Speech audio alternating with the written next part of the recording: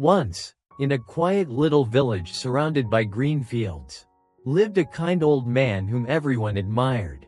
His house was simple, the roof tiles worn and the walls plain. Yet people always saw him smiling. What made him special was the calm optimism he carried through every storm of life. Whenever someone faced misfortune, they would come to his small home.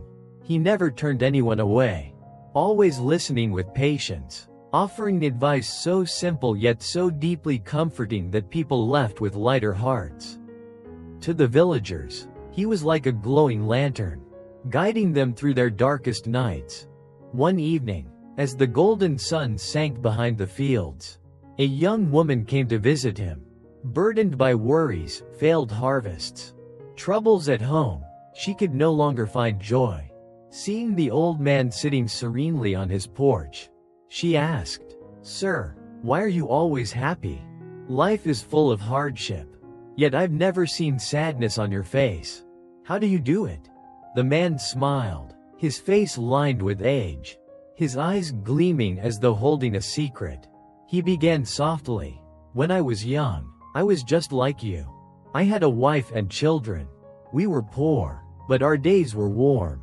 Then my wife fell gravely ill. I sold everything to save her, but nothing worked. She died in my arms, leaving a hollow I thought would never heal." He paused, sighed, his eyes briefly clouded with sorrow before returning to calm. "For months I drowned in grief. Certain happiness no longer existed.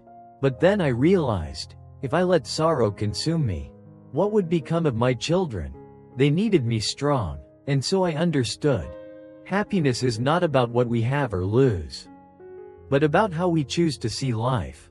He sipped his tea and went on, "From that day on, I rose each morning promising myself to find one small joy. A bird's song, a flower by the road, a neighbor's smile, little things, but enough to brighten a day." The girl listened, her eyes shining, but she still asked, "But what if something truly terrible happens?